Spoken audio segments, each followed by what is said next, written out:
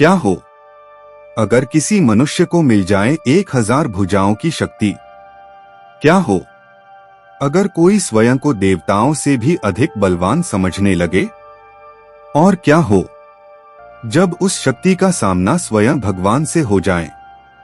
यह कथा है एक ऐसे असुर की जिसे स्वयं भगवान शिव ने दिया था सहस्र भुजाओं का वरदान, जिसकी एक गर्जना से पर्वत कांपते थे, जिसके एक संकेत पर सेनाएं थर्रा उठती थीं। लेकिन क्या हुआ जब उसका सामना हुआ द्वारका के चक्रधारी से? क्या हुआ जब सुदर्शन चक्र ने उसके अहंकार को ललकारा? और क्यों इस युद्ध में आमने सामने आ गए स्वयं शिव और श्री कृष्ण? आज हम सुनेंगे बाणासुर की वह महागाथा जो वर्णित है भागवत पुराण में। एक ऐसी कथा जहां शक्ति है, भक्ति है, प्रेम है और है अहंकार के टूटने की गूंज।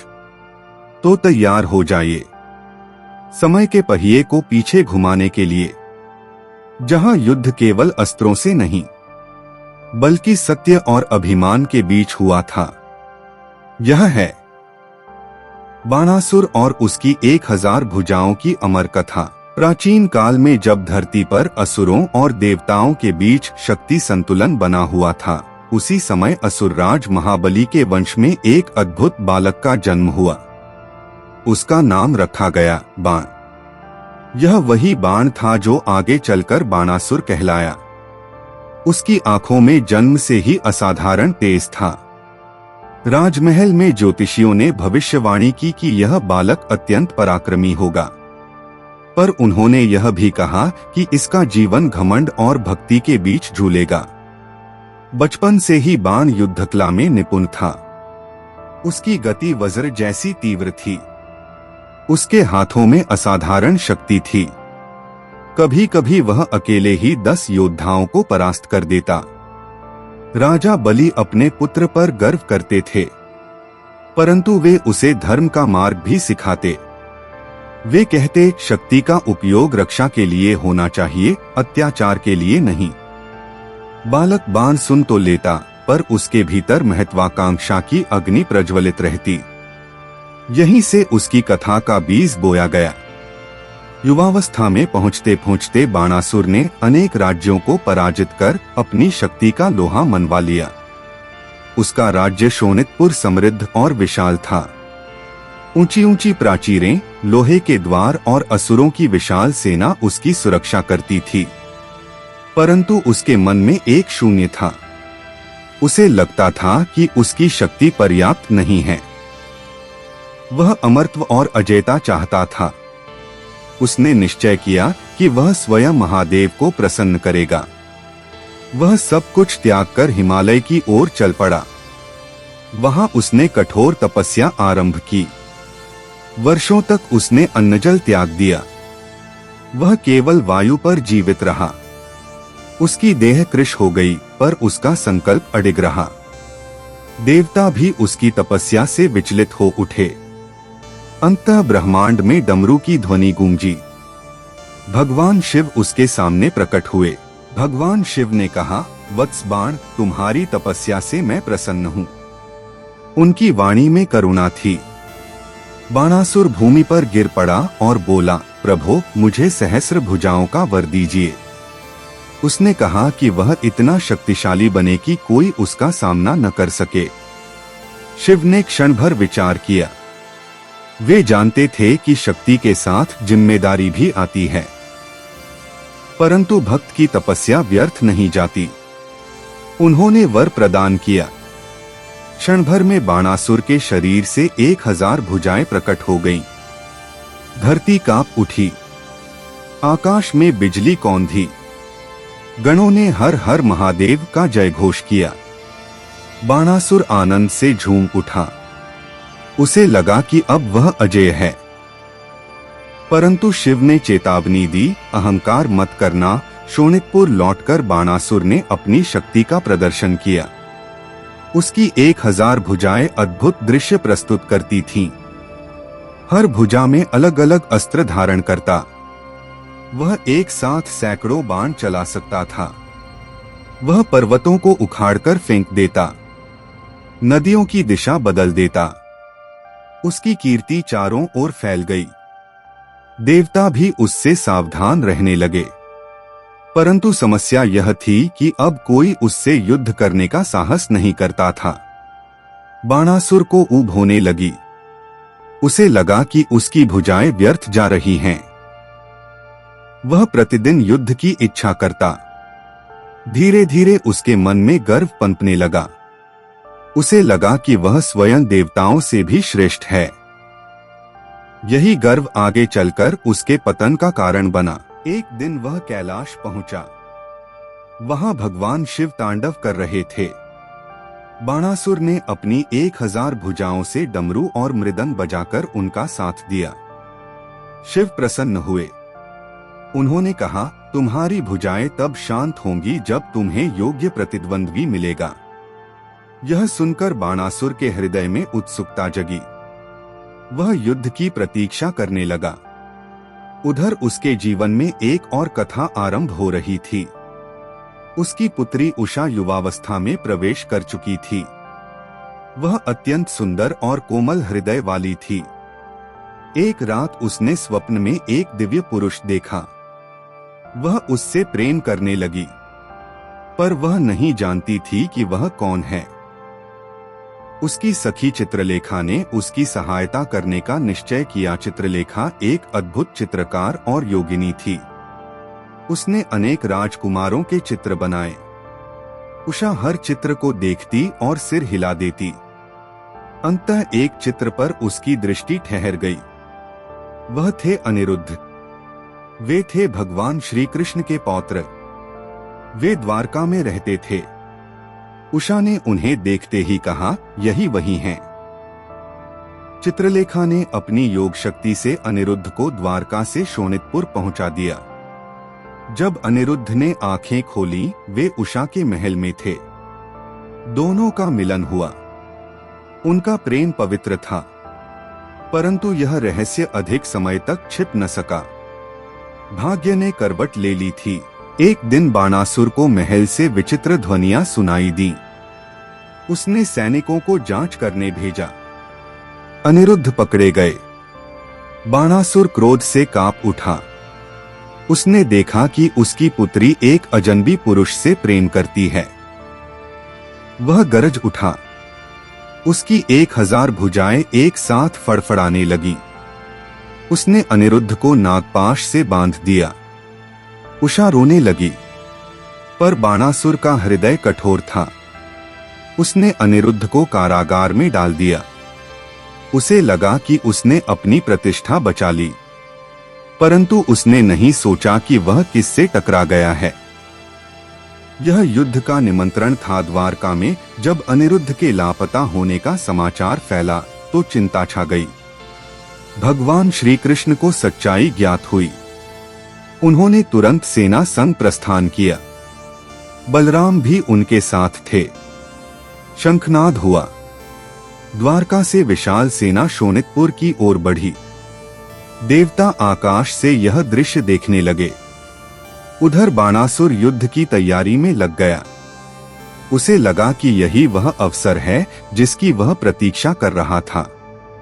उसकी 1000 भुजाएं युद्ध के लिए उत्सुक थीं। धरती पर महायुद्ध का मंच तैयार हो चुका था। भाग्य की घड़ी आ पहुंची थी। जब द्वारका की सेना शोणितपुर की सीमा पर पहुंची, तब आकाश में शंख और नगाड़ों की गूंज फैल गई। स्वयं भगवान श्री कृष्ण अपने दिव्य रथ पर सवार थे। उनके हाथ में शारंग धनुष और सुदर्शन चक्र शोभा दे रहे थे। बलराम हल और मूसल के साथ उनके दाहिने खड़े थे। सेना में यादव वीर उत्साह से भरे हुए थे। धूल का बादल उठ रहा था। धरती युद्ध की आहट से कांप रही थी। उधर बाणासुर अपनी प्राचीरों पर खड़ा यह दृश्य देख रहा था। उसकी 1000 भुजाएं युद्ध की ललक से कांप रही थीं। वह मुस्कुराया, आखिरकार योग्य शत्रु आया। उसने अपने सैनिकों को तैयार रहने का आदेश दिया। असुर सेना गर्जना करने लगी। आकाश में अशुभ संकेत दिखाई देने लगे, पर किसी ने भी पीछे हटने का विचार नहीं किया। यह केवल युद्ध नहीं, भाग्य का निर्णायक क्षण था। युद्ध का आरंभ बाणों की वर्षा से हुआ। असुरों ने चारों दिशाओं से आक्रमण किया। कृष्ण ने अपने धनुष से उत्तर दिया। उनके बाण बिजली की तरह गिरते और शत्रुओं को धराशायी कर देते। बलराम ने अपने हल से रथों को उलट दिया। घोड़े चीखने लगे, योद्धा गरजने लगे। रक्त की धाराएं भूमि को लाल करने लगी। शोणितपुर का आकाश धुएं से ढक गया। देवता ऊपर से यह महायुद्ध देख रहे थे। ऋषि मुनि प्रार्थना कर रहे थे कि धर्म की विजय हो। बाणासुर ने स्वयं युद्ध भूमि में प्रवेश किया। उसके प्रत्येक हाथ में अलग अलग अस्त्र था। वह एक साथ सैकड़ों बाण छोड़ रहा था। उसका रूप अत्यंत विकराल प्रतीत हो रहा था। युद्ध और भी भयंकर हो उठा। बाणासुर ने गर्जना करते हुए कृष्ण पर आक्रमण किया। उसकी 1000 भुजाएं एक साथ चल रही थीं। उसने अग्निबाण छोड़े। कृष्ण ने वर्षा बाणों से उन्हें शांत किया। उसने वायुबाण छोड़े। कृष्ण ने पर्वत समान स्थिर रहकर उनका सामना किया। दोनों के अस्त्र आकाश में टकराते और प्रकाश फैलाते। ध्वनि इतनी प्रचंड थी कि सैनिक अपने कान ढकने लगे। बलराम ने असुरों के प्रमुख सेनापति को परास्त किया। बाणासुर का क्रोध बढ़ता गया। उसे लगा कि उसकी शक्ति को चुनौती दी जा रही है। उसने अपनी सभी भुजाओं से एक साथ बाण चलाए। आकाश अंधकारमय हो गया, पर कृष्ण शांत थे। उनकी आंखों में दिव्य तेज था। उसी समय आकाश में एक दिव्य प्रकाश प्रकट हुआ। वहां भगवान शिव प्रकट हुए। वे अपने भक्त बाणासुर की रक्षा के लिए आए थे। उनके साथ गण और कार्तिकेय भी थे। यह दृश्य अद्भुत था। कृष्ण और शिव आमने सामने। देवता स्तब्ध रह गए। क्या यह देवों का युद्ध होगा? शिव ने पाशुपतास्त्र चलाया। कृष्ण ने नारायणास्त्र से उसका प्रतिकार किया। दोनों अस्त्र आकाश में टकराकर निष्फल हो गए। यह शक्ति की नहीं, धर्म की परीक्षा थी। धरती कांप रही थी। समुद्रों में ज्वार उठ रहा था। संपूर्ण ब्रह्मांड मानो थम गया था। यह इतिहास का अनोखा संग्राम था। शिव और कृष्ण का युद्ध कई प्रहरों तक चला। दोनों दिव्य शक्तियां एक दूसरे की महिमा जानती थीं, पर लीला के लिए संघर्ष आवश्यक था। शिव ने त्रिशूल उठाया। कृष्ण ने सुदर्शन चक्र को घुमाया। त्रिशूल और चक्र की टक्कर से अग्नि की ज्वाला उठी। देवता भयभीत हो गए। पार्वती ने शिव से संयम रखने की प्रार्थना की। उधर रुक्मिणी द्वारका में चिंतित थीं। उषा कारागार में रो रही थी। अनिरुद्ध बंधन में भी निर्भीक थे। उन्होंने ध्यान में कृष्ण का स्मरण किया। उन्हें विश्वास था कि धर्म की विजय होगी। युद्ध की ध्वनि चारों दिशाओं में गूंज रही थी। समय मानो ठहर गया था। कृष्ण ने समझ लिया कि अब समय आ गया है। उन्होंने सुदर्शन चक्र को आदेश दिया। चक्र आकाश में घूमता हुआ बाणासुर की ओर बढ़ा। बाणासुर ने अपनी भुजाओं से उसका सामना किया, पर चक्र दिव्य था। एक एक कर उसकी भुजाएं कटने लगी। धरती पर भुजाओं का ढेर लग गया। बाणासुर की गर्जना कराह में बदल गई। उसका गर्व टूटने लगा। उसने पहले कभी पराजय का अनुभव नहीं किया था। अब उसकी 1000 भुजाएं धीरे धीरे समाप्त हो रही थीं। देवता जय श्री कृष्ण का उद्घोष करने लगे। शिव मौन होकर यह दृश्य देख रहे थे। वे जानते थे कि यह आवश्यक था। अहंकार का अंत निकट था। अंततः केवल 4 भुजाएं शेष रह गईं। बाणासुर भूमि पर गिर पड़ा। उसकी आंखों में पश्चाताप था। उसने शिव की ओर देखा। शिव ने करुणा से कृष्ण से प्रार्थना की। उन्होंने कहा, यह मेरा भक्त है। कृष्ण मुस्कुराए। उन्होंने कहा, भक्ति तभी पूर्ण है जब अहंकार त्यागा जाए। उन्होंने बाणासुर को जीवनदान दिया। युद्ध समाप्त हो गया। आकाश में शांति छा गई। सैनिकों ने अस्त्र रख दिए। धरती ने राहत की सांस ली। बाणासुर विनीत होकर कृष्ण के चरणों में गिर पड़ा। उसका हृदय बदल चुका था। अनिरुद्ध को कारागार से मुक्त किया गया। उषा दौड़कर उनके पास पहुंची। दोनों की आंखों में आंसू थे। बाणासुर ने स्वयं अपनी पुत्री का हाथ अनिरुद्ध को सौंप दिया। उसने कहा, आज मैंने सीखा है कि शक्ति से बड़ा प्रेम है। कृष्ण ने प्रसन्न होकर विवाह की अनुमति दी। शोणितपुर में उत्सव मनाया गया। देवता पुष्प वर्षा करने लगे। गंधर्व गीत गाने लगे। यह केवल विवाह नहीं, दो वंशों का मिलन था। असुर और यादवों के बीच शांति स्थापित हुई। बाणासुर अब विनम्र हो चुका था। उसने पुनः शिव भक्ति में स्वयं को समर्पित किया। पर इस बार उसके हृदय में गर्व नहीं था। उसकी 1000 भुजाओं की कथा शिक्षा बन गई।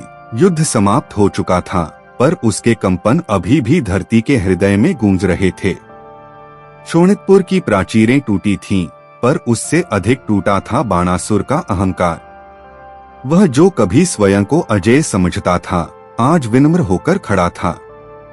उसकी सहस्र भुजाएं जो कभी गर्व का कारण थीं, अब केवल 4 रह गई थीं। वह अपने भीतर एक अजीब शांति अनुभव कर रहा था। कभी उसे लगता था कि शक्ति ही सब कुछ है, पर आज उसे ज्ञात हुआ कि शक्ति का स्वामी कोई और है। उसने पहली बार अपनी सीमाएं पहचानी। युद्धभूमि की धूल में खड़े होकर उसने आकाश की ओर देखा।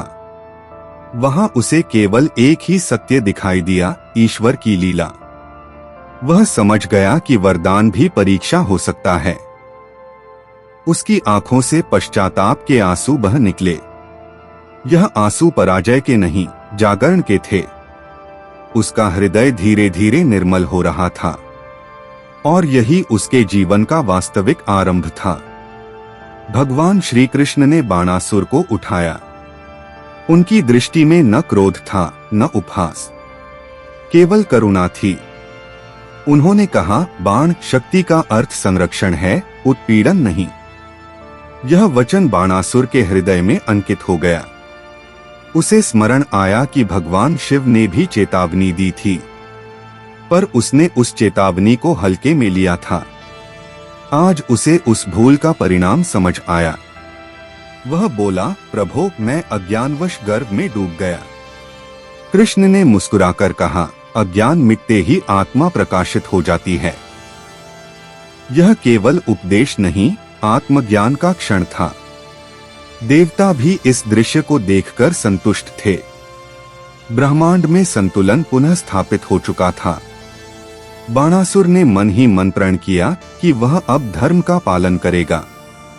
उसके जीवन का मार्ग बदल चुका था। उधर भगवान शिव शांत भाव से यह सब देख रहे थे। वे जानते थे कि यह सब लीला का भाग है। शिव और कृष्ण में कोई भेद नहीं, दोनों एक ही परम तत्व के रूप हैं। यह युद्ध शत्रुता नहीं, शिक्षण था। शिव ने बाणासुर को वर दिया था, पर परीक्षा भी आवश्यक थी। यदि शक्ति को संयम न मिले तो वह विनाशकारी बन जाती है। बाणासुर उस परीक्षा में गिरा, पर अंततः उठ खड़ा हुआ। शिव के नेत्रों में संतोष था। उन्होंने बाणासुर को आशीर्वाद दिया कि वह दीर्घायु हो और धर्म का पालन करे। बाणासुर ने दोनों देवों को प्रणाम किया। यह दृश्य अद्वितीय था, भक्ति और ज्ञान का संगम। युद्ध की अग्नि अब शांति में बदल चुकी थी। आकाश में बादल हट चुके थे। सूर्य की किरणें नए आरंभ का संकेत दे रही थीं। अनिरुद्ध और उषा का विवाह अत्यंत भव्य रीति से संपन्न हुआ। यादव और असुर, जो कभी शत्रु थे, आज एक साथ उत्सव मना रहे थे। संगीत गूंज रहा था। गंधर्व गीत गा रहे थे। अप्सराएं नृत्य कर रही थीं। फूलों की वर्षा हो रही थी। बाणासुर स्वयं अपनी पुत्री का कन्यादान कर रहा था। उसकी आंखों में गर्व नहीं, प्रेम था। उसे लगा कि उसने अपनी सबसे बड़ी जिम्मेदारी निभा दी। कृष्ण प्रसन्न थे, बलराम हंस रहे थे। उषा और अनिरुद्ध एक दूसरे का हाथ थामे खड़े थे। यह केवल विवाह नहीं, शांति का प्रतीक था। दो वंशों का मिलन था और एक नई कथा का प्रारंभ था। विवाह के पश्चात श्री कृष्ण द्वारका लौटने की तैयारी करने लगे। शोणितपुर अब पहले जैसा नहीं रहा था। यहाँ की हवा में अहंकार की जगह विनम्रता थी। बाणासुर ने कृष्ण से आशीर्वाद मांगा। कृष्ण ने कहा, धर्म का पालन करना ही सबसे बड़ा आशीर्वाद है। इन शब्दों में गहरी शिक्षा छिपी थी। बाणासुर ने अपनी शेष 4 भुजाएं जोड़कर प्रणाम किया। उसके मन में अब युद्ध की इच्छा नहीं थी। वह शांति चाहता था। उसने अपने राज्य को न्याय और करुणा से चलाने का निश्चय किया। कृष्ण और बलराम रथ पर सवार हुए। शंखनाद हुआ। द्वारका की ओर उनका प्रस्थान हुआ। देवता पुष्पवर्षा करते रहे और शोणितपुर नई दिशा में आगे बढ़ चला। समय बीतता गया। बाणासुर ने अपने जीवन के अनुभवों से बहुत कुछ सीखा। वह प्रतिदिन ध्यान करता, शिव की आराधना करता, पर अब विनम्र भाव से। उसने अपने मंत्रियों को आदेश दिया कि प्रजा की रक्षा सर्वोपरि है। करों में कमी की गई, अन्याय समाप्त किया गया। लोगों ने पहली बार अपने राजा में परिवर्तन देखा। वह अब क्रोधी असुर नहीं, न्यायप्रिय शासक था। उसकी 4 भुजाएं उसे उसकी सीमा का स्मरण कराती थीं। वह अक्सर कहता, मेरी सहस्र भुजाएं मेरे अहंकार का प्रतीक थीं और ये 4 भुजाएं मेरे संतुलन का। उसकी कथा दूर दूर तक फैल गई। ऋषिमुनि इसे उदाहरण के रूप में सुनाने लगे। अहंकार से विनम्रता तक की यह यात्रा अमर हो गई। इस कथा का दार्शनिक अर्थ गहरा है। बाणासुर की 1000 भुजाएं हमारी इच्छाओं का प्रतीक हैं। जब इच्छाएं अनियंत्रित होती हैं, वे हमें घमंडी बना देती हैं। हम स्वयं को सर्वशक्तिमान समझने लगते हैं। पर जब जीवन परीक्षा लेता है, तब सच्चाई सामने आती है। कृष्ण का सुदर्शन चक्र ज्ञान का प्रतीक है। वह अज्ञान और अहंकार को काट देता है। शिव की करुणा भक्ति का प्रतीक है। जब भक्ति और ज्ञान मिलते हैं, तब आत्मा शुद्ध होती है। यही इस कथा का सार है। यह केवल युद्ध की कहानी नहीं, यह आत्मचिंतन का संदेश है। यह हमें सिखाती है कि शक्ति का अर्थ सेवा है और विनम्रता ही सच्चा आभूषण है। यही सनातन धर्म का संदेश है। आज भी जब इस कथा का स्मरण किया जाता है, तो मन में अनेक प्रश्न उठते हैं। क्या हम भी कहीं अपने अहंकार में डूबे हैं? क्या हमारी इच्छाएं हमें नियंत्रित कर रही हैं? यदि हाँ, तो हमें भी अपने भीतर के सुदर्शन को जागृत करना होगा। ज्ञान का प्रकाश ही अंधकार मिटाता है। बाणासुर की कथा हमें चेतावनी देती है कि वरदान भी अभिशाप बन सकता है, यदि विवेक न हो। पर साथ ही यह आशा भी देती है कि परिवर्तन संभव है, चाहे भूल कितनी भी बड़ी क्यों न हो। ईश्वर की कृपा से सुधार का मार्ग खुला रहता है। यही इस कथा की सुंदरता है। यह भय नहीं, प्रेरणा देती है और आत्मजागरण का आह्वान करती है। इस प्रकार बाणासुर और उसकी 1000 भुजाओं की यह गाथा पूर्ण होती है। यह केवल प्राचीन इतिहास नहीं, जीवन का दर्पण है। जब भी हम शक्ति प्राप्त करें, तो विनम्रता को न भूलें। जब भी सफलता मिले, तो कृतज्ञता बनाए रखें। भगवान शिव की भक्ति और भगवान कृष्ण का ज्ञान दोनों मिलकर जीवन को संतुलित बनाते हैं। बाणासुर ने अंततः यही संतुलन पाया और यही उसका वास्तविक विजय था। उसकी पराजय ही उसकी सबसे बड़ी जीत बनी, क्योंकि उसने स्वयं को जीत लिया। यही है इस महागाथा का संदेश, यही है धर्म का सार और यही है सनातन सत्य। जय श्री कृष्ण। राधा राधा। हर हर महादेव।